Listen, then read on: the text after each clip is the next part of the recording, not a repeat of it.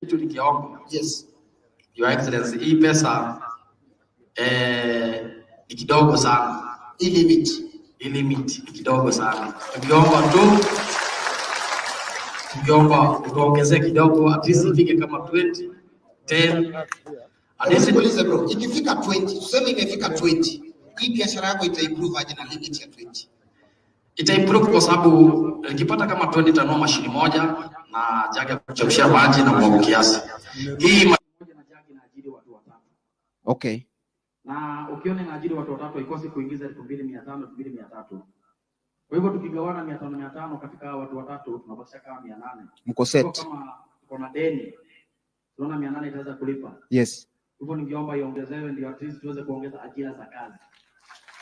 Asante sana. Asante sana Your Excellency, maneno ndiyo hayo.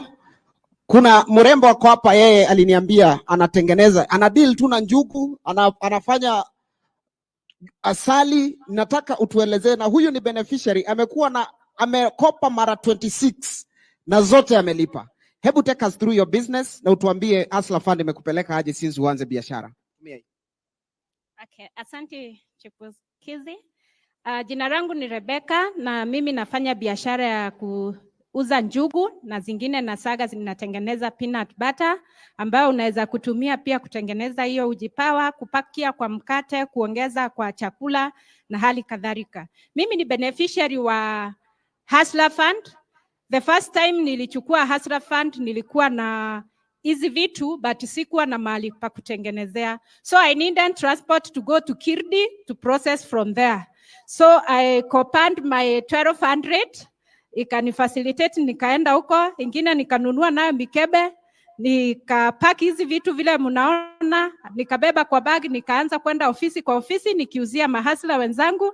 Na for the 1 year that I've been using Hustler Fund, I have been so nimehelpiwa sana na Hustler Fund because most of my customers na wale wanasema niletea alafu nilipe. Watu wa pay on delivery. So I need that little facilitation to move from one place to another. Pole sana. Na pia wewe challenge yako yenye unataka kusema ni mambo ya limit ama ni nini ungetaka Hustler Fund itengenezwe after this 1 year? Yes, limit is one of it because nikiangalia kama kuenda Kirdi nikiwa nimebeba njugu kilo 10 ni hasara kwangu. Lakini kama ningepata kitu kama 10k, even nitisha 50 kg, ingeweza kunisustain 2 weeks na hiyo inge reduce my cost of operations. Unakuwa ukikopa unapewa muda ya kulipa. Wewe umeshai default? Sijawahi kudefault lakini nimewahi kudelay kwa sababu saa zingine unauzia mtu anakuambia atakusort na yeye kula pia anashikika. So hizi 2 weeks za Hustler Fund ningeomba ziextendiwe, kuwe na option ya ikifika hizo 14 days na sija manage kumaliza, nipewe hiyo option ya extend payment with another 14 days ndio inipatie peace of mind. Asante sana. Huyo ni mtu amejipanga, Your Excellency. Tuko na mtu ya Nduthi hapa. Unakumbuka last time tulikuwa na jamaa wa Nduthi hapa, Your Excellency, kwa heshima yako. Unajua this is the only chance napata kubebwa mbele yako, Your Excellency. Ninataka bro, twende bro kabla nifinyiwe hapa wewe. Your Excellency, kitu ya kwanza nataka kukuambia ni sisi mahasla, hata mimi unaniona hapa kama msanii mchekeshaji. Saa nyingine sina fare na nimeitiwa ku MC harusi. So ninakopa Hustler Fund, nakalia pikipiki hivi tunaingia kwa harusi. Hapa wacha ujinga, pita huku wewe. Hapo unachukua pikipiki kama wewe ni msanii, umechukua 500, unaenda unafanya show ya harusi ama show kama hii, unapewa 50,000 ama 40,000. Simu nipigie makofi. So bro, Hustler Fund 1 year, boda unafeel aje? Tuko wapi? Tuko sawa ama bado tunakwama? Kwanza nianze na majina naitwa Alex, mimi ni chairman wa boda hapa jijini Nairobi. Kitu ya kwanza naweza shukuru sana Hustler Fund ililonjua tu mwaka moja, lakini ukiangalia ile tofauti imefanya kwa maisha watu wetu ni kubwa sana. Kwa sababu mtu wa pikipiki unajua ni mtu mwingine, saa zingine unasahau kujipanga. Lakini akuwa kuna Hustler Fund, ikifika baada ya wiki 2 huwa tunafanya service ya pikipiki. So unapata kama kuna kale kalimiti kake, yeye ikifika tu hana wasiwasi, anafika kwa fundi, anatoa kale kitu kake kwa Hustler Fund, anafanya service, kama kuna vitu petipeti kama side mirror inasampea uwezo pia wa kubadilisha. Another thing ni kwamba tulianza kama individual, sasa tumeanza kufanya kwa magroup zetu. Tumeregister na msea na unapata sasa hizo group zetu wanapewa kama 50,000. So unapata na divide, for example, kama mtu alikuwa hako na unyonge hata kuwekelea deposit mahali ya kuchukua ile pikipiki ya deni, so inakuwa ni rahisi kwake. Tunaweza mpea 10,000 anaenda anatupa huko, anaichukua alafu anaanza kuilipa. Na sasa kwa group yetu pia inakuwa tumeempower hawa vijana juu alikuwa maandiko na mtu labda mtu alikuwa na mwaras, labda imfanye mpaka aingilie labda madawa ya kulevya ama uwizi, tayari mtu anakuwa ako na asset yake na inamsaidia at the end of the day. Very well. Asante sana. Challenge kubwa ni gani kwa wase wa boda?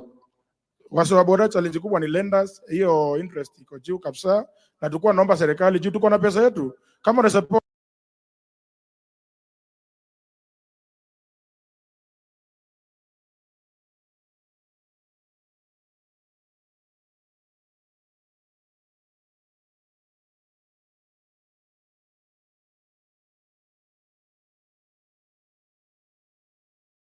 So tulikuwa naomba kama His Excellency atakubali hii hustle fund kwanza kwa watu kama pikipiki. Because pikipiki unajua ni asset ambayo iko very expensive. Huwezi kuombea labda na biashara nyingine. So inataka capital kubwa.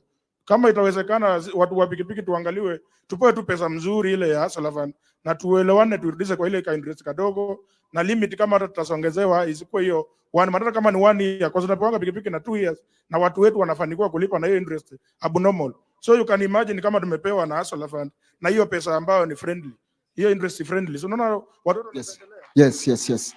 Kuna watu nyumbani wana default. Mtu anachukua ni kichwa ngumu, anataka kukula, anaenda sherehe, unataka kuambia nini? Dawa ya deni ni kulipa, na hakuna deni ndogo hiyo, hata hiyo kubwa hutalipa.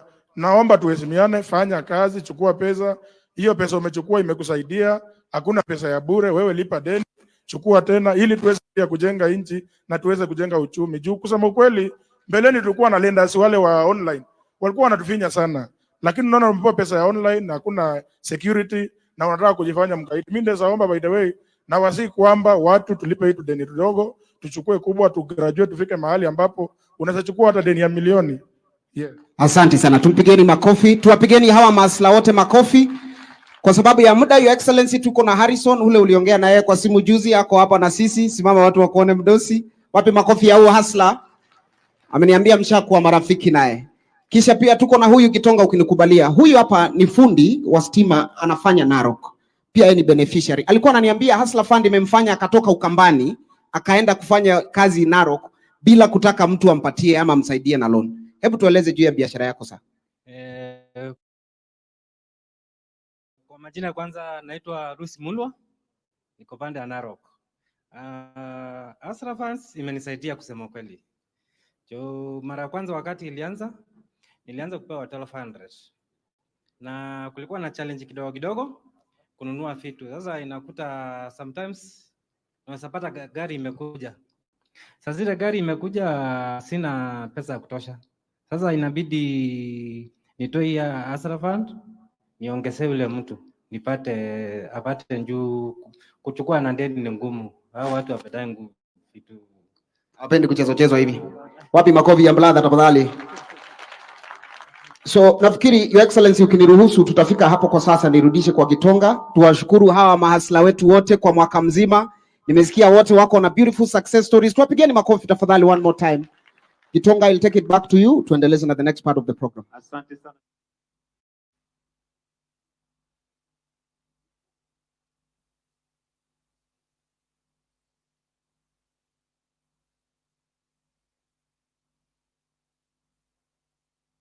Nimeambiwa Mheshimiwa Harrison aongee, na unajua sasa nilikuwa na avoid juu Kiswahili chake sijui kama hii yangu ya Kikambani itaweza.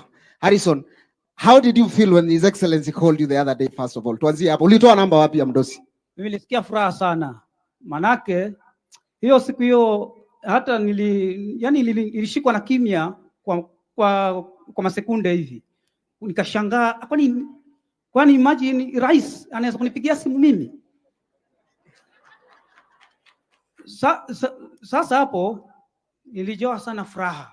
Furaha ilijaa sana moyoni mwangu. Tena Mheshimiwa Rais, Mungu akubariki. Mlikubaliana aje na rais? Na vile mlikubaliana rais ametimiza ama bado unalegea? Tuambie bro, usiogope. Vile ambavyo yani Mheshimiwa Rais aliniambia kwamba tutakutana. Sasa ndo mimi nimetoka Mombasa, nimekuja hapa ili nikutane na yeye. Hii Hustler Fund imenisaidia sana. Manake wakati siku ya kwanza nilipoenda kwa simu yangu kaangalia hivi, limit ilikuwa naruhusiwa kuchukua shilingi 800. Sasa 800 mara hiyo tayari nikaenda mpaka kwa kituo cha mafuta na nikaenda kuweka mafuta ya shilingi 800. Sasa nilifanya kazi vizuri sana. Nilifurahi kabisa yani. Na Harrison, maybe saizi utuambie, since uanze kutumia Hustler Fund, umesave pesa kama ngapi hivi na umekopa mara kama ngapi hivi? Mimi nakwambia ukweli, kiwango cha savings sahi hata sikijui, hata sijui nini, hata sijui sababu yake, kwa maana mimi huwa na save, mimi huwa yani nakopa na kulipa kila wakati. Maanake unaambiwa kwamba kama ndugu yetu pale ametuambia kwamba dawa ya deni ni kulipa. Sasa mimi silegezi kamba, ilikuwa hata kwa siku naweza kopa kama mara 2 au mara 3 kwa siku na nikalipa. Maanake hiyo ilikuwa nimeweka kama ambaye hiyo nimefungua account yangu. Kuna watu wanakopa kisha hataki kulipa mwanangu. Utawaambiaje hao wadau mwanangu? Sasa hao ambao nawaambia hivi, kama wewe ulichukua Hustler Fund, tafadhalini mwe na ule moyo ule wa ukarimu na mwe mtaweza kukopa na yani mtakopa na kulipa. Asante sana. Tumpigeni Harrison makofi. Nashukuru sana. Kwako Gitonga. Asante sana chipukizi. Tuwapigie makofi mara nyingine tafadhali. Thank you. Na sasa ningeomba nimkaribishe naibu wa Deputy Governor James Njoroge Mushiri aje atukaribishe hapa Nairobi kwa ufupi, alafu tuendelee na kipindi. Karibu Deputy Governor.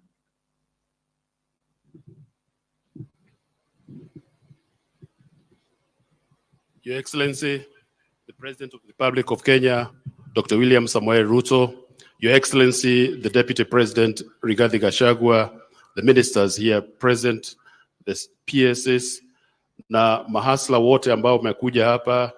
Your Excellency, this morning is a very special day because we are celebrating the success of the Hustler Fund 1 year after inception.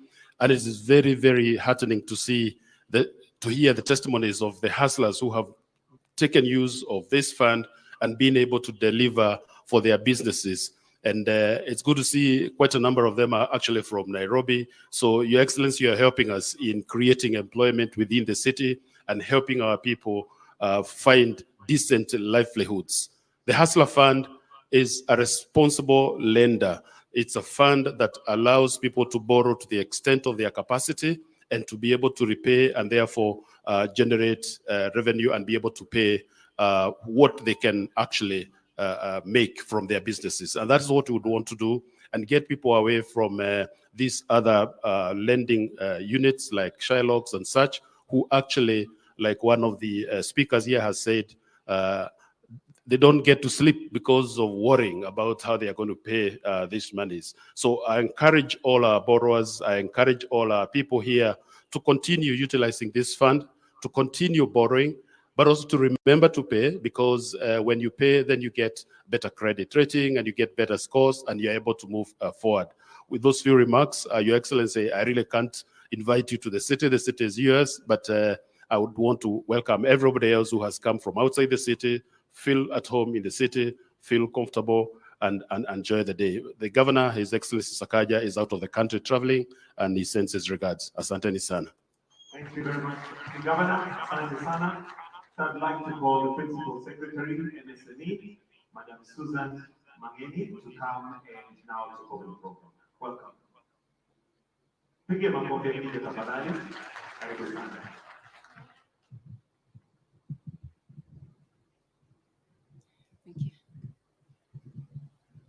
Mheshimiwa Rais wa Jamhuri yetu ya Kenya, Mheshimiwa Makamu wa Rais, my cabinet secretaries, fellow principal secretaries who are here, our partners, CEOs na mahasla wote, hamjambo.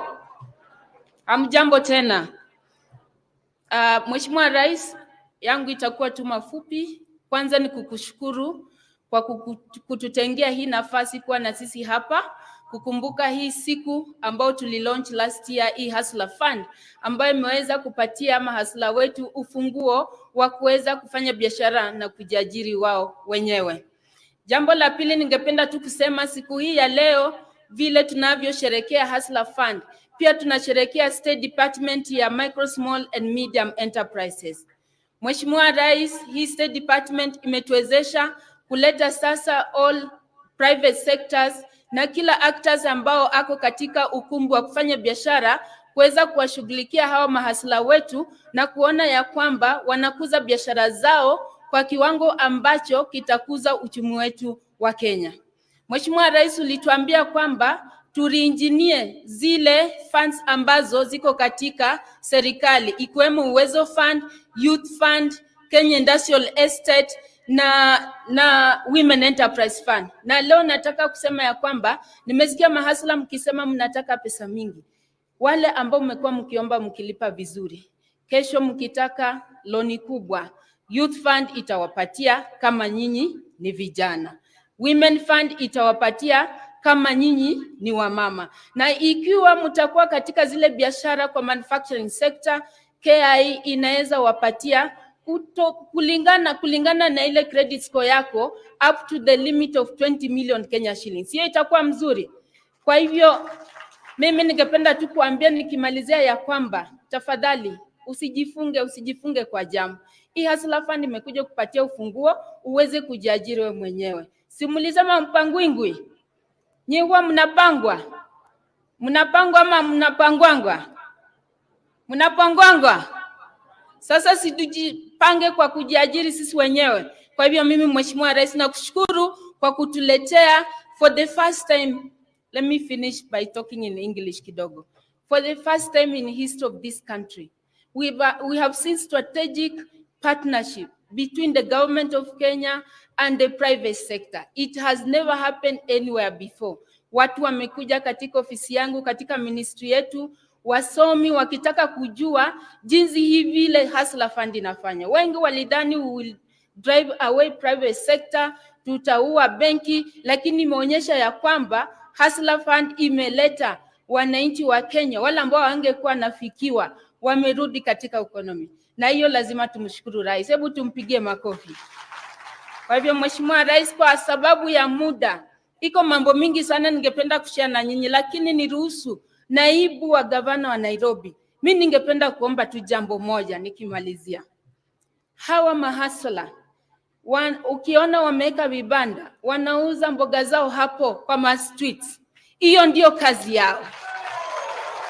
Na sisi serikali yetu ya Mheshimiwa Rais ilisema ya kwamba we shall decriminalize work. Tafadhali wacha kuwafukuza, wacha kumwaga njugu zao. Naomba mimi ninaomba kuanzia next week tunakaa chini na trade officers na sisi wote kutoka kwa 47 counties. Lazima tuongee jinsi tutatengea spaces za hao watu wauze biashara zao bila kusumbuliwa, manake hiyo ndio kazi yao. Kwa hivyo Mheshimiwa Rais, hiyo tunaongea. Na sasa niruhusu niite waziri wangu Mheshimiwa Simon Chelugui. Asanteni sana.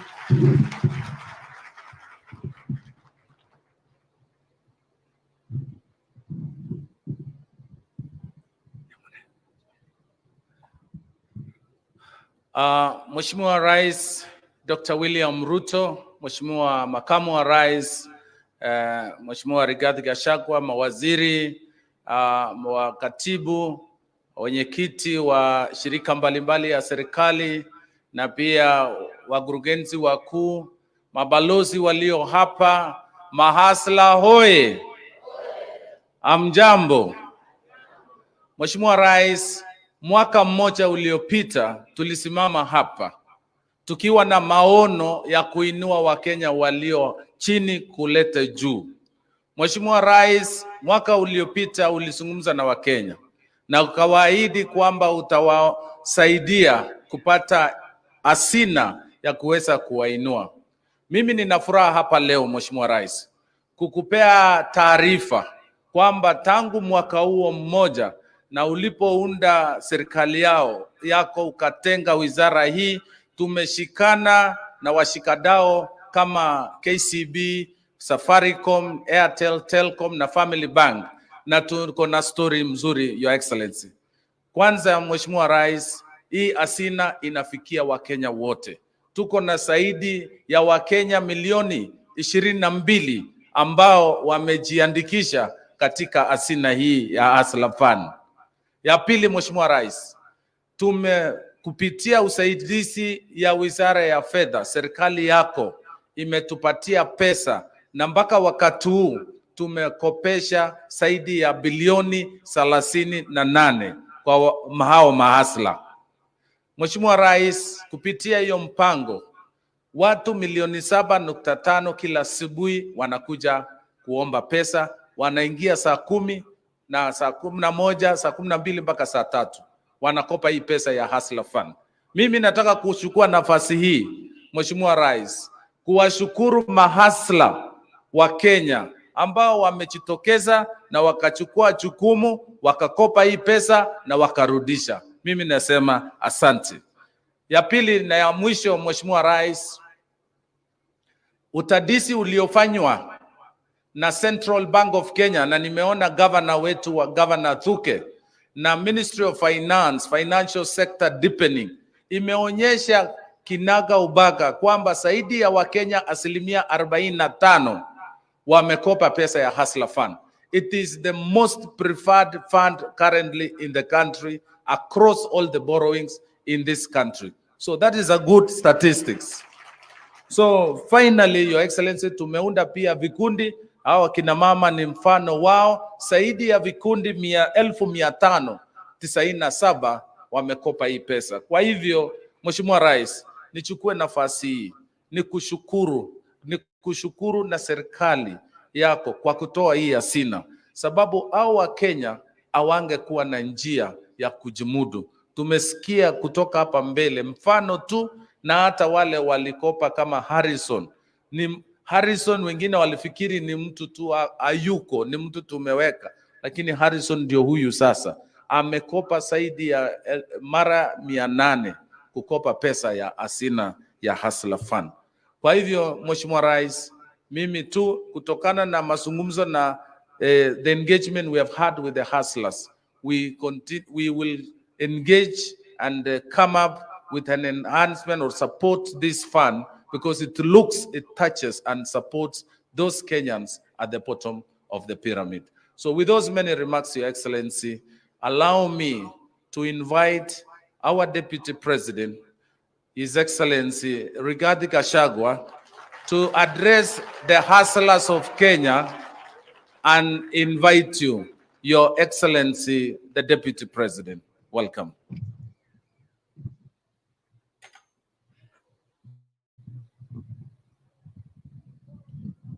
Kiongozi wetu Rais wa Jamhuri ya Kenya, Daktari William Samoei Ruto, viongozi wote kwa serikali yetu na mahasla wa hapa Nairobi na Kenya, hamjambo?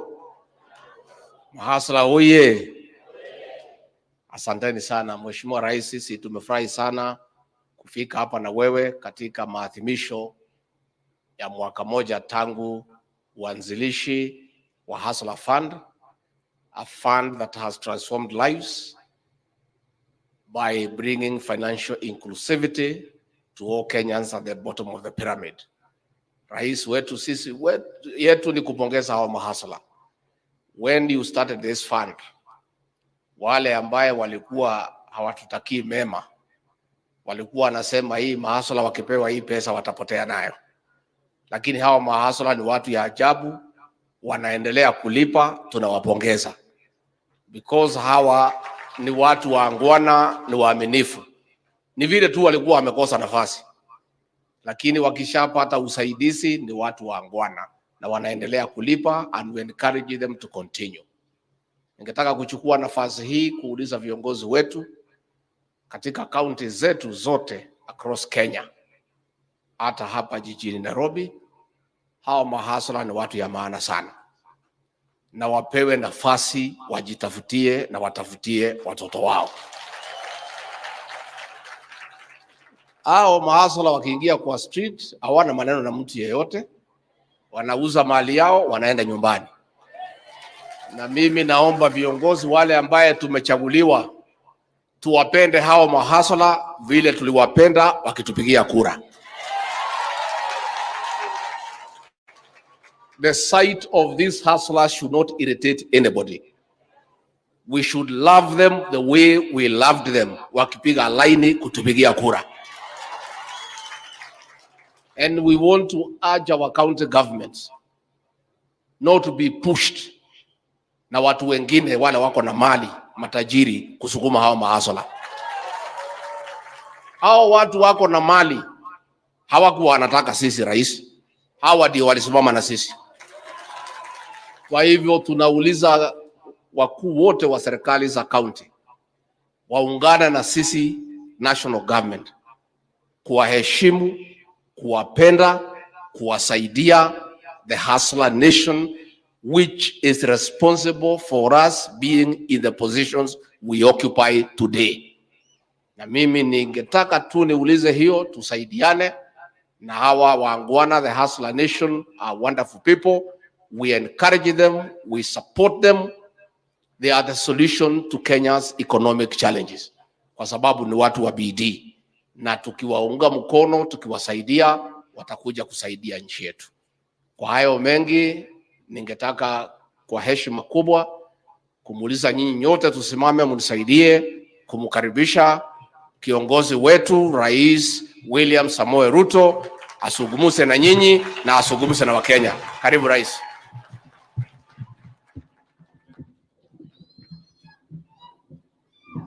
Asanteni sana. Tafadhali tunaweza kuketi chini. Thank you very much. Ndugu viongozi wote wa Kenya wenzangu, Hustler Nation, hamjambo?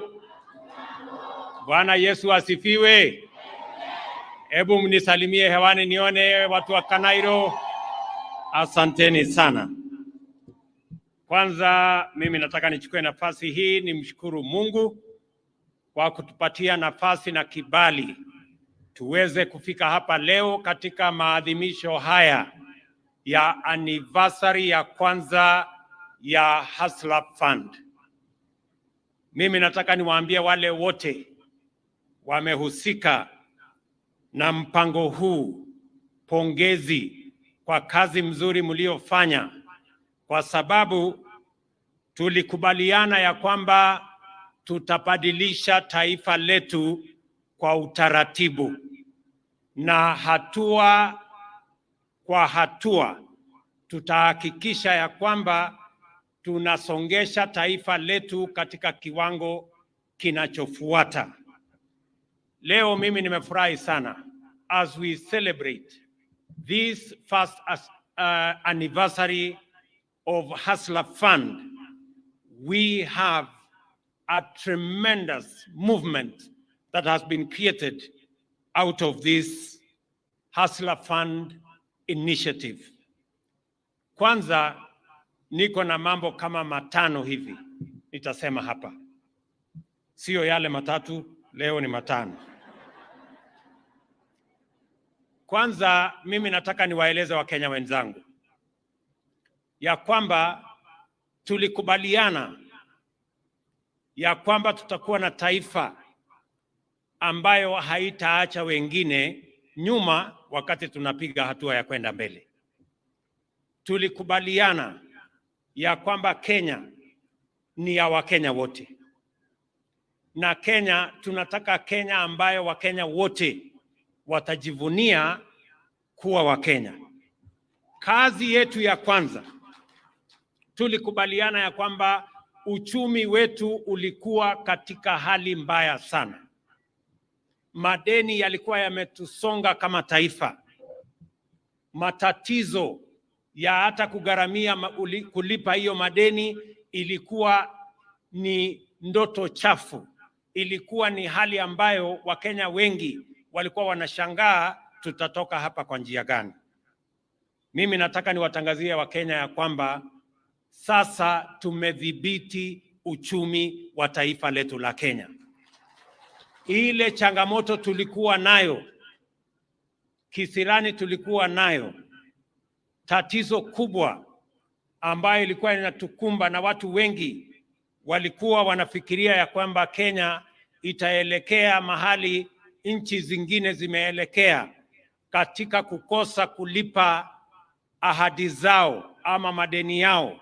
Mimi nataka niwatangazie Wakenya ya kwamba tumedhibiti uchumi wetu na sasa tuko tayari kama taifa kuhakikisha ya kwamba madeni yetu yote, ahadi zetu zote kama Kenya tutayatimiza na tutahakikisha ya kwamba tumelipa madeni yetu. Vile nilisema juzi nikiwa bunge, hatua yetu ya kwanza ya kulipa yale madeni ambayo yamekuwa yakitusumbua tunaanza mwezi ujao, huu mwezi wa Disemba, kuhakikisha ya kwamba we put our country in sound economic footing. Let me tell the people of our great nation Kenya, the challenges we had a year ago, we were staring at debt distress. We were staring at a difficult moment. I want to say, because of the decisions we have made over the last 1 year, today I can comfortably tell the nation that Kenya is now on a sound economic footing and trajectory, and we are well on the way to making sure that we respect all our commitments, including all our debts, so that we can get our nation moving. Jambo la pili, tulikubaliana vile vile ya kwamba lazima tutatue jambo ambalo linatusumbua sote kama Wakenya. Jambo la gharama ya maisha. Cost of living is one of the big tickets upon which we spoke, we canvassed, we campaigned, and I want to tell the nation that the interventions we have made in addressing the big matter of the cost of living are beginning to bear fruit. Today, I can stand on this podium na kusema mwaka mmoja uliopita, wakati kama huu, bei ya unga ilikuwa 240. Leo nikisimama hapa, bei ya unga imeteremuka, sasa tuko hapo kwa 140, 130. Na hiyo ndio ukweli, watu waseme, because it is the truth. Tunaelewana jameni? Na mimi nataka niwaeleze mambo bado. Hiyo kazi bado tutashughulika nayo. Niliwaahidi Wakenya ya kwamba tutapunguza bei ya mbolea ili tuweze kuwasaidia wakulima wetu. Bei ya mbolea iliyokuwa 7,000 leo ni shilingi 2,500. It is a fact, it is the reality. Na kwa sababu tumefanya kazi hiyo, wakulima wamefanya bidii, na mimi na waheshimu wakulima sana, ni wazalendo wa taifa letu la Kenya. Wamefanya bidii, wametuzalishia chakula, and we are well on the way. It is going to take time, but we are well on the way in consolidating our food security so that again our country does not suffer the shame of hunger in the Republic of Kenya. Hiyo ni kazi ambayo tulisema tutashughulika nayo. Hatua ya pili ni kuhakikisha vile vile katika hiyo harakati kupanga vile tutaongeza mapato ya Wakenya. Na niliwaambia Wakenya ya kwamba tutapanga mbinu na namna ya kuzalisha ajira katika taifa letu la Kenya, ili wananchi wengi waweze kupata mahali ya kujishikilia, waweze kupata mbinu na hali ya kupata mapato. Niliwaeleza ya kwamba wakati wa campaign, niliwaeleza tutakuwa na mpango wa housing ambayo itatusaidia kuzalisha ajira, itatusaidia kuendesha makampuni, itatusaidia kuhakikisha kwamba Wakenya wanaoishi katika vitongoji duni, wanaoishi mahali ambapo hakuna heshima, wanaoishi katika slums, pia na wao wapate decent housing. Mimi nafurahi leo ya kwamba katika taifa letu la Kenya, mwaka mmoja baadaye, Wakenya 120,000 wanafanya kazi katika mpango wetu wa housing development katika Republic ya Kenya. Mimi nasema hivi, kuna wale architects wanafanya kazi, kuna engineers wanafanya kazi, kuna masons, kuna artisans, kuna electricians, kuna plumbers, kuna accountants wanafanya kazi kule katika kampuni ambazo wanaleta simiti na chuma, kuna watu katika quarry, kuna watu katika transport sector. Hizo watu wote leo wanafaidika kwa sababu tuko na manyumba saa hizi 50,000 ambazo tunajenga. Kufikia Januari tutakuwa tumefikisha manyumba 90,000 ambazo tunajenga, na nia yetu ni kuhakikisha ya kwamba in the next 5 years we will have 500,000 Kenyans working in our housing development plan, because we committed ourselves to make sure that we use housing to grow jobs and to grow opportunities for employment in our country. Vile vile tuko na mpango mzima wa kuhakikisha kwamba we export our labor so that we can enhance the earnings of Kenyans. Tuko na mpango ya digital jobs ambayo sasa iko tayari. Wabunge wamepitisha sheria jana na mimi nitaweka sahihi next week so that we can unlock the potential of digital jobs using our ICT hubs, 1,450 countrywide, katika mpango yetu ya kuhakikisha kwamba tunazalisha ajira. Vile vile niliwaahidi ya kwamba tutakuwa na mpango ama hazina maalum ya Hustler Fund. Leo ni 1 year ya Hustler Fund na niko na maneno ya kusema na hii Hustler Fund. Watu walikuwa wanafikiria ni mchezo, watu walikuwa wanafikiria ni siasa, watu walikuwa wanafikiria ya kwamba ni mambo tu ya kuongea. Mimi ile niliwaeleza ni kwamba ile manifesto tuliandika sio gazeti ya kufunga nyama. Hiyo ilikuwa ni sera ya serikali ambayo itabadilisha maisha ya wananchi. Tulisema ya kwamba tutakuwa na hazina ya Hustler Fund kwa sababu Wakenya zaidi ya milioni 7 walikuwa wamehangaishwa katika CRB. Mtu akitaka hata kwenda kwa bank anaambiwa wewe uko kwa CRB, wewe hufai. Akitaka kwenda kutafuta huduma fulani anaambiwa wewe uko na CRB, wewe hufai. Niliwaahidi ya kwamba tutarepair credit limits ya hawa Wakenya milioni 7. Mimi nasimama hapa leo kusema the 7 million Kenyans who were condemned in the CRB ecosystem, today we have repaired their credit and we have made sure that all the 7 million Kenyans are out of CRB.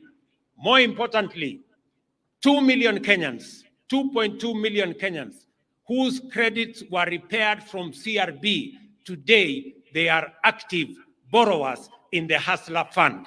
Wametoka huko kwa CRB, leo wako katika Hustler Fund na wanaendesha biashara yao, kumaanisha ya kwamba we were right that these people were condemned and hard.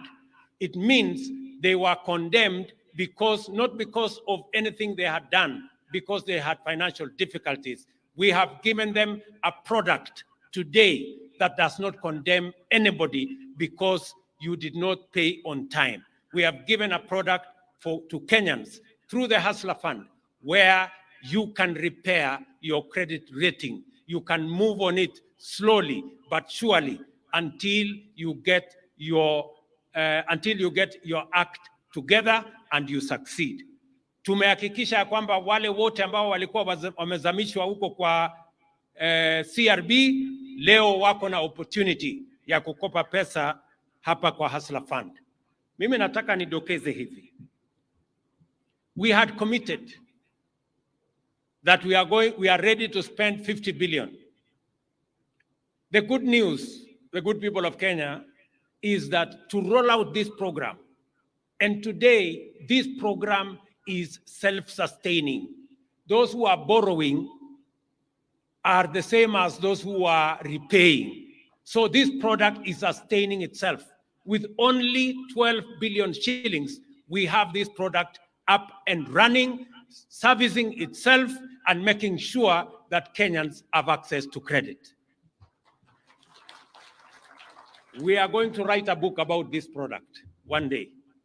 Kwa sababu hata ile pesa tulikuwa tumekomiti ya kwamba tuko tayari kuweka hapa ndani, baada ya kuweka shilingi bilioni 12, Hustler Fund haihitaji pesa ingine, inaweza kujisimamia na inaweza kujiendesha yenyewe.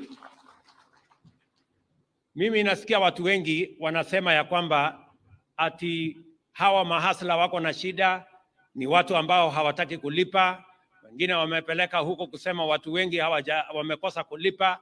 Mimi nataka niwaambie the good news. If this product was what they are saying, it wouldn't be sustaining itself as I talk to you today.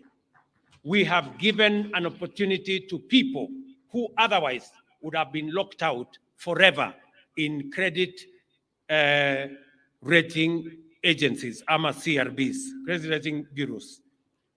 Nataka niseme hivi. Kwa hiyo bilioni 12 tumetumia kama serikali, imetuwezesha kukopesha zaidi ya shilingi bilioni 39.5. Out of 12 billion shillings, we have managed to lend almost 40 billion. As Kenyans pay, they borrow. As Kenyans pay, they borrow. We have been able to lend money to 19 million Kenyans. Wakenya milioni 19 wamechukua pesa ya Hustler Fund. Wakenya milioni 7.7 are active members. Wanalipa wakikopa. Wanalipa wakikopa. Watu milioni 7.7. Explain to me, where would these 7.7 million Kenyans be if we didn't have the Hustler Fund? Nataka niseme vile vile, hawa Wakenya ambao wamekopa kwa sababu we made a deliberate decision kwamba ukikopa Hustler Fund utakuwa na akiba mandatory ya 5%. Kwa hiyo 5%, sasa tuko na hazina ya shilingi bilioni 2 ambayo Wakenya wamefanya kama savings. 2 billion shillings that we have today as a savings component of the Hustler Fund. Kuna ahadi tulitoa na tumesikia hapa wangwana wakisema ahadi ni deni na dawa ya deni ni kulipa, si ndio? Niliwaambia Wakenya ya kwamba ukikopa na uweke akiba, hiyo akiba umeweka, ukiweka akiba ya shilingi 2, serikali ya Kenya itakupatia shilingi 1. Leo ndio ile siku ya kuweka hiyo akiba. Na mimi nataka Wakenya wanisikize kwa makini mahali walipo, kwa sababu leo mtapata pesa kwa ile mambo ya kila mtu. Nataka mnisikize vizuri, si ndio? Si tulisema ukiweka akiba tutakuongezea. Sasa Wakenya milioni 1.2, 1.2 million Kenyans, by tomorrow morning will have a matching fund in their savings.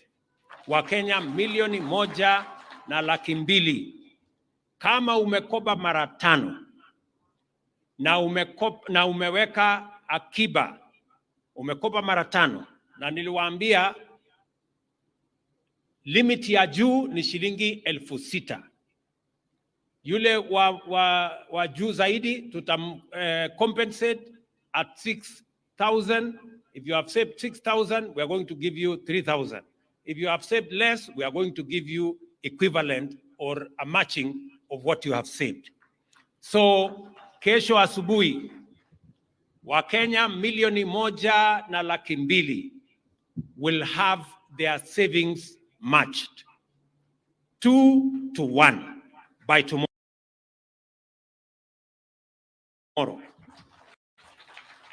So that we can keep our promise. And let me explain so that we are clear.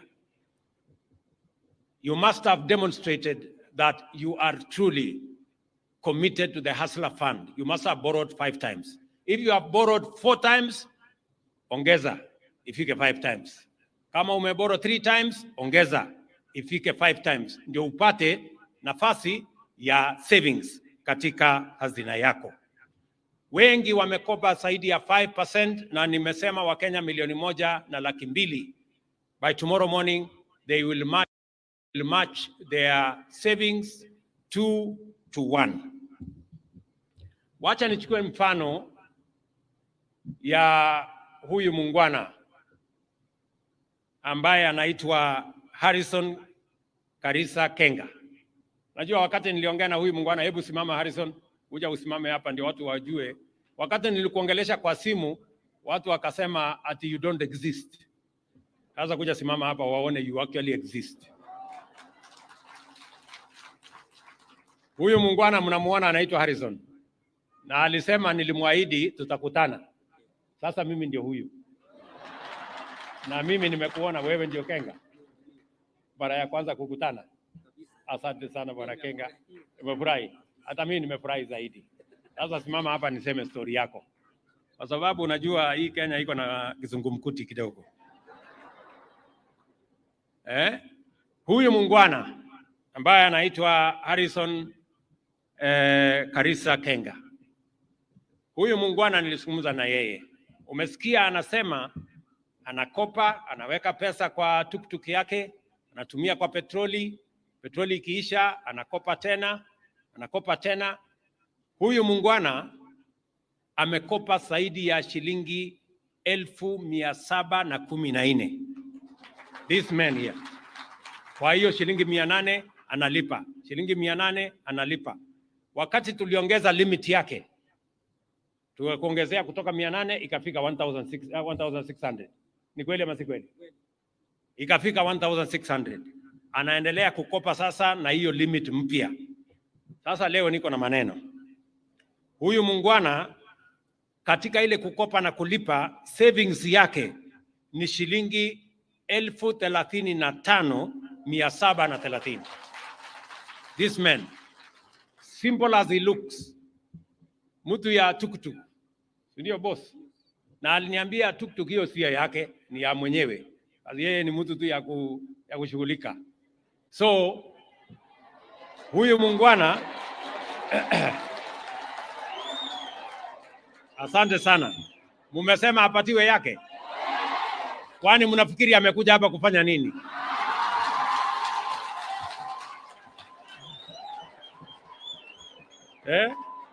Huyu jamaa hajakuja hapa matembezi. Huyu ni mtu wa biashara. Na hajakuja hapa kupoteza muda wake. Sijui kama tunaelewana.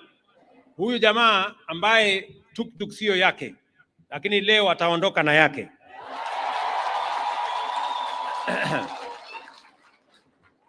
Sasa wacha nimtumie kama mfano.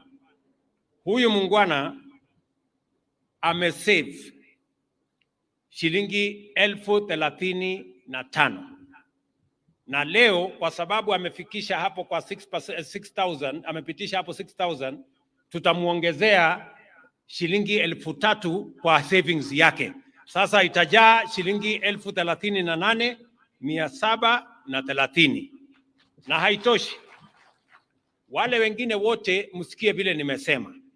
If you have borrowed, if you have saved up to 6,000, we are going to match with 3,000. Below that, we are going to match the equivalent in terms of, in the ratio of 2 to 1. Jambo la pili. Uko na shida, unaweza keti hapa ama uko sawa? Uko strong? Haya. Unasema unaweza keti hapa.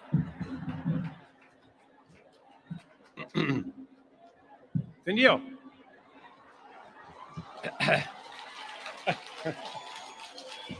Haya, jambo la pili, matching nimesema. Jambo la pili, Wakenya wengi na nimewasikiza hapa wamesema ya kwamba wanataka limit iongezeke, si ndio? Hiyo limit mumesema mumezoea hapo, lakini sasa mnataka, na kwa sababu mumeonyesha ya kwamba ile limit mumepatiwa, nyinyi ni wangwana na mnalipa, sasa leo tena sawa sawa tunaongeza limit ya pesa ile unaweza kukopa kwa Hustler Fund. Wacha niwaeleze vile tutaongeza. Sawa sawa? Wakenya 1.2 milioni tena leo wataongezewa limits zao. By today we are going to enhance the limits of 1.2 million regular borrowers. Wale wamekopa zaidi ya mara 10 utaongezewa limit yako by 100%. Wacha nitumie mfano tena ya huyu mungwana anaitwa Kenga. Huyu Kenga limit yake imekuwa 1,600. Sasa kuanzia leo jioni itakuwa 3,200. Yule limit yake ni 5,000 itasonga kuwa 10,000. Yule limit yake ni 10,000 itasonga kwenda 20,000. Hivyo ndivyo itakavyoendelea kutokea leo. Yule ambaye amekopa 5 times, between 5 and 10 times, limit yako itaongezeka by 60%. Na yule ambaye umekopa kati ya 2 times na 5 times, limit yako itaongezeka by 40%. Na utatumiwa kwa mtandao, utajua limit yako imeongezeka kiasi gani. Wacha niongeze hapo. Bado nataka kutumia mfano ya huyu mungwana Bwana Harrison. Nyinyi ambao mumesave kama huyu Harrison, leo mtakuwa na nafasi ile savings yako 30% ya your savings unaweza kuchukua leo uende ufanye naye biashara yako ingine. You can withdraw 30% of your savings today. Tunaelewana? Kama huyu Harrison savings yake ni 35,000. Sasa 30% ni shilingi 10,719. Sasa wewe Harrison, ukitoka hapa kama unahitaji 10,000 leo, unaweza kutoa savings yako ufanye nayo kazi ingine ama uendeshe nayo biashara yako ingine. 70% tutakuwekea katika hazina long term saving, pesa yako, na itaendelea kuwa pesa yako, lakini itakuwa katika long term saving, kwa sababu niliwaeleza Wakenya ya kwamba tuko na matatizo ya savings and we must have and improve our savings culture as a country. Lakini sikiza Bwana Harrison, kwa sababu nakutumia kueleza Wakenya wengine. Kama wewe hiyo savings 30% ambayo unaweza kuchukua leo ukafanya nayo kazi ingine, lakini ukiwacha kama savings, if you don't withdraw, usipochukua, baada ya mwezi moja tutatumia kukupatia limit mpya ya pesa ambayo unaweza kukopa. Sasa sikiza vizuri Bwana Harrison. Hii shilingi 10,000 usipochukua, baada ya mwezi moja tuta improve limit yako. Sio sasa ile 3,200. Si nimekuambia kila mtu ataongezewa 3,200. Yako ilikuwa 1,600, sasa itakuwa 3,200. Lakini kwa hii savings yako sasa, usipochukua, tutaitumia na tutaongeza limit yako. Kwa ile 10,000 ungetoa, tutaongeza limit yako ikue 21,438. Sasa uamuzi ni yako bwana. Utoe saa hii 10,000 ama ungojee mwezi moja upate shilingi 21,000. Sasa uamuzi ni yako, si ndio? Sasa wewe utajipanga hapo, vile utajipanga tutaheshimu mpango yako. Sijui kama tumeelewana. Mimi nataka niwaambie wale wananisikiza kwa runinga, wale wananisikiza kwa redio, kila Mkenya ambaye uko na savings, ile 30% unaweza kuwithdraw ukaenda ukafanya kazi yako, lakini ukiacha pale, tutatumia hiyo savings baada ya mwezi moja to double the limit kutumia hiyo savings. Kama savings yako ni shilingi 20,000, tutakuongezea iwe badala ya kuwa na limit yako ya kawaida ya shilingi 1,000 ama 2,000, limit yako sasa itatoka shilingi hiyo shilingi 3,000, 4,000, tutakusukumia times 2 ya ile 30% ya savings yako. So kila Mkenya ajipange hapo. Tuko na Wakenya wengi ambao wako katika hiyo kiwango kama vile muungwana wetu hapa. Hawa Wakenya ni Wakenya 1.2 million ambao wako na nafasi ya kudouble their limits using their savings, so that we begin the journey to have a savings-led lending, so that we lend to you on account of how much money you have saved, and we double that saving. Baadaye tukiona mwenendo wako inaendelea vizuri, we can triple also the amount of money we can lend to you on the basis of how much you have saved. Sijui kama tumeelewana. So Bwana Kenga, na kutumia wewe kwa heshima ndio Wakenya wengine waelewe.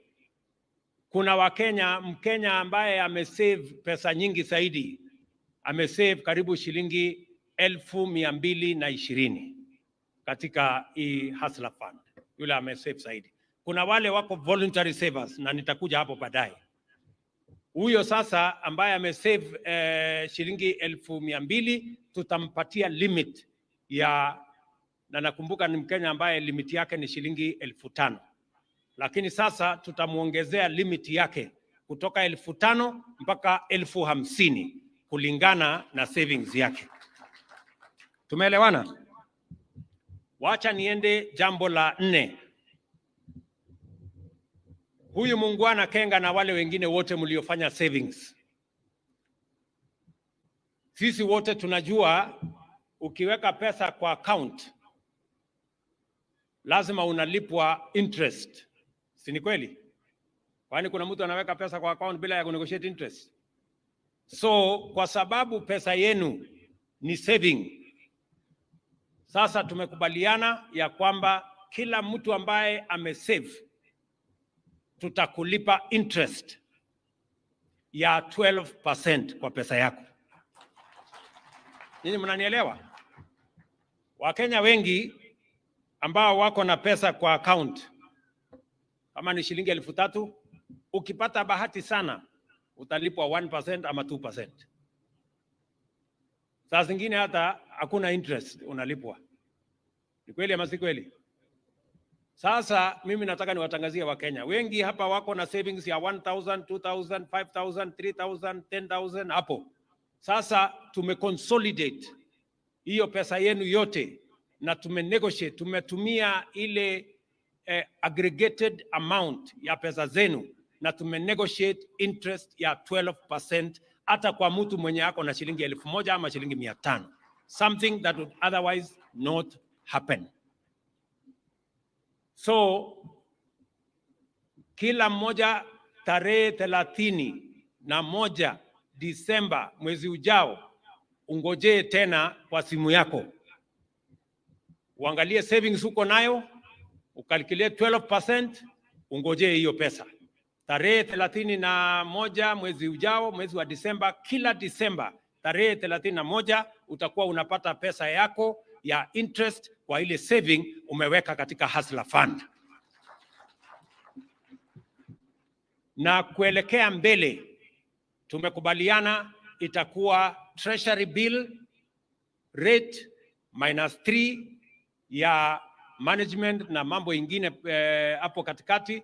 That will be the the interest that those who are saving in the Hustler Fund are going to make. Treasury bill, minus 3%, so that we are very clear, so that we don't tie ourselves. Kwa sababu treasury bill inaenda juu ikirudi chini, so we want to manage it in that manner. Sijui kama tumeelewana. So wewe mungwana, sasa utachukua kalamu, Bwana Harrison, hii 35,000 yako ambayo iko kwa saving, tutakupatia 12% ya hiyo 35%. Tarehe 31 ungoje kwa simu yako, itafika hapo kwa simu yako, ndio uweze kuendelea na mambo yako ya biashara. Tumekubaliana ndugu? Very good.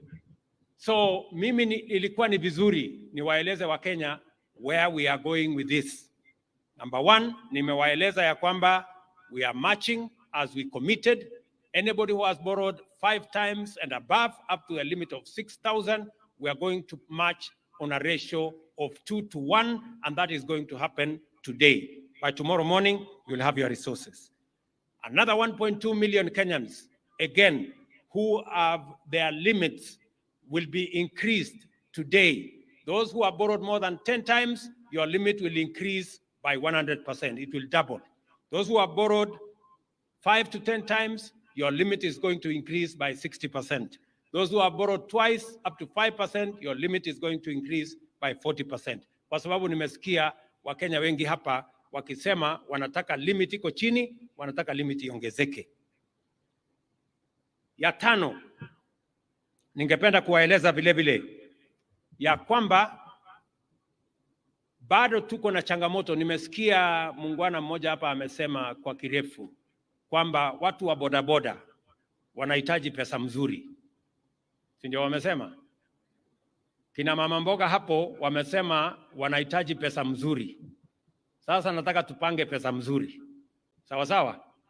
Ile groups ambayo tumetengeneza bado hazijakaa vizuri. So tunabadilisha vile tutafanya mambo ya groups. Sasa tutarudi pale watu wa bodaboda ambao tayari wako na kikundi yao, na tuko nazo nyingi. Kama kikundi yenu ya bodaboda muko tayari na kikundi yenu, sasa tutawasajili, tutawatengenezea na tutahakikisha ya kwamba kati ya shilingi 1,200 na shilingi 1,000,000 kulingana na vile mtalipa, tutawapatia beginning as we go into the new year. Na nimeambia wizara kiongozwa na waziri na PS wako hapa. Sasa vikundi ya bodaboda tunataka tuwapange in groups na tuwapatie ile pesa. Huyu muungwana alikuwa na huyu jamaa amesema wanataka pesa ambayo wanaweza kutumia kununua pikipiki kati ya shilingi 1,200 na shilingi 1,000,000. Hata kama watanunua pikipiki 2, 3, 4 wakisonga, tutakuwa tunapanga hao namna hiyo. Vile vile wale vikundi wa kina mama, yale vikundi ambayo tayari wako katika vikundi, wale wanafanya kazi sokoni, kama kikundi yenu pale sokoni ni ya watu 30, 50, sasa tutawasajili mkiwa katika kikundi yenu na tutawapatia pesa kati ya 1,200 na 1,000,000. That is the new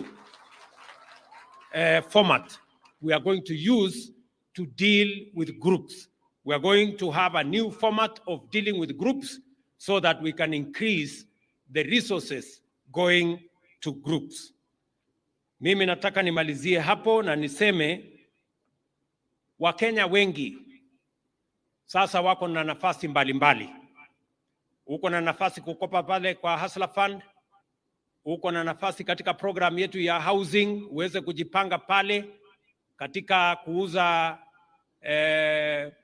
hardware, kutuuzia chuma, kutuuzia simiti, kutuuzia mawe, kutuuzia changarawe, kuwa ni plumber, kama wewe ni electrician, kama wewe ni artisan, wewe uko na mpango pale. Vile vile kama wewe ni mtu ya kompyuta, tuko na mpango sasa ya digital jobs ambazo tunapanga. Kama wewe ni mtu ambaye unataka kwenda kufanya kazi nje ya Kenya, Tuko na mpango ambaye sasa tumeipanga vizuri ya export of labor, kwa sababu nia yetu ni kuhakikisha ya kwamba tunapanua nafasi ya Wakenya kujitafutia riziki, kwa sababu sisi ni nchi ya wafanyikazi na tunataka kila mtu apate nafasi ya kujisimamia, kwa sababu tulisema kazi ni kazi. Kama ni hiyo ya biashara ni kazi, kama ni ile ya housing ni kazi, kama ni ya digital jobs ni kazi, kama ni export of labor ni kazi. Na hivyo ndivyo tunataka kusukuma taifa letu la Kenya mbele. Mimi nataka niseme tuko na muungwana hapa, niliongea na yeye hapo nyuma, Peter. Sijui Peter Mwema yuko wapi? Huyu Peter Mwema ako area, huyu muungwana huyu. Huyu jamaa kuja hapa. Kuja ungana na mimi hapa.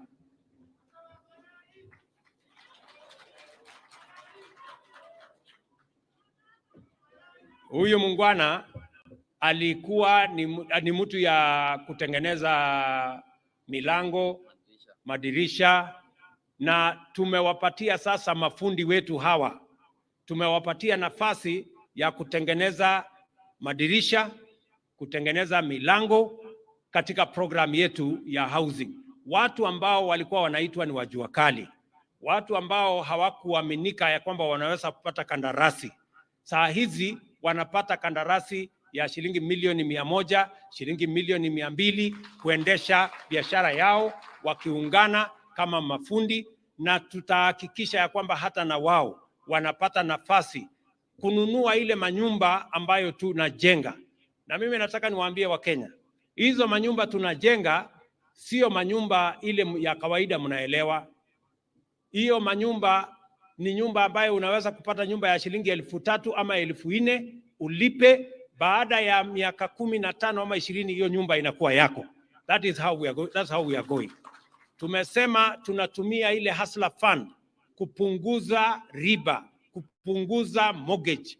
Wale watu wa chini wanaitwa social housing watakuwa wanalipa tenant purchase agreement ama tenant purchase houses. Hizo tenant purchase interest yake ni 3% because of the housing fund.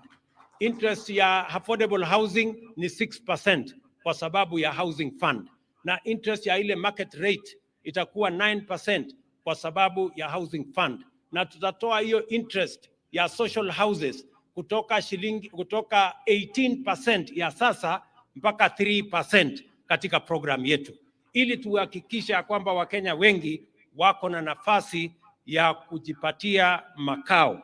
Tumeelewana boss? Tuko chonjo. Mambo nimesema iko unataka kusema kitu? Okay, ndio hapo.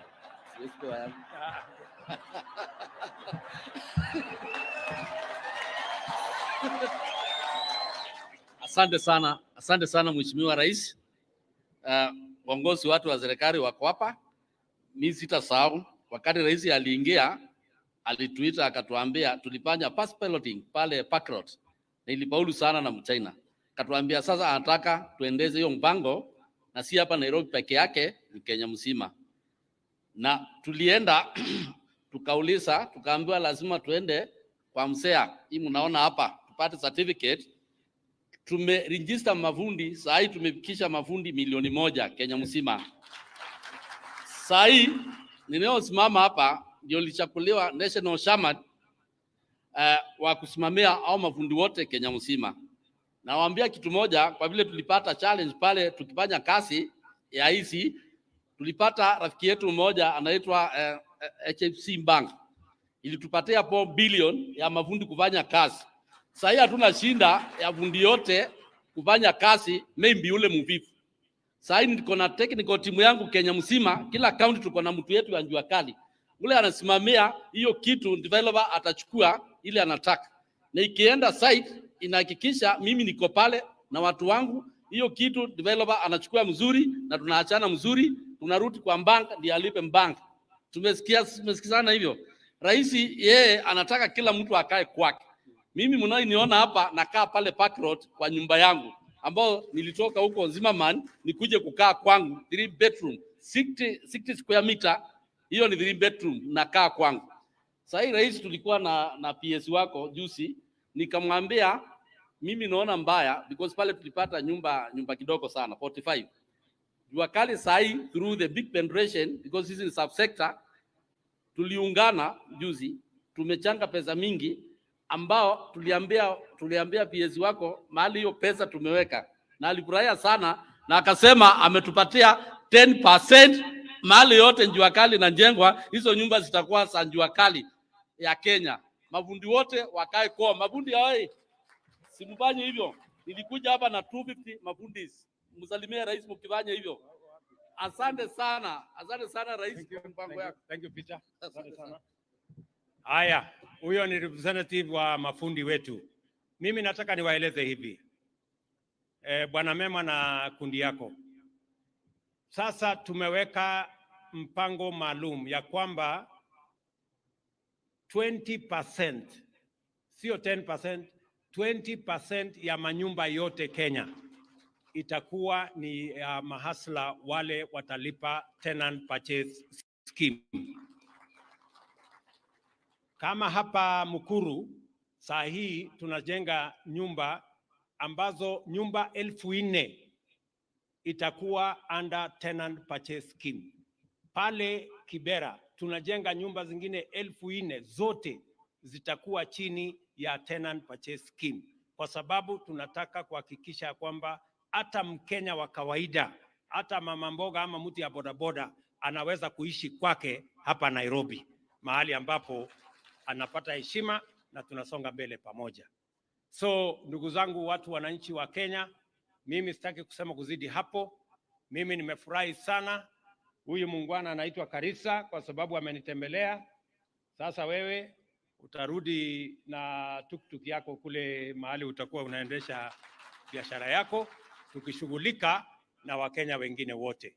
So mimi nataka niwashukuru sana, niwaambie nawapenda sana, nawatakia baraka ya Mungu. Mungu awabariki. God bless you. Asanteni sana. Mungu awabariki. Thank you. Thank you. Your Excellency.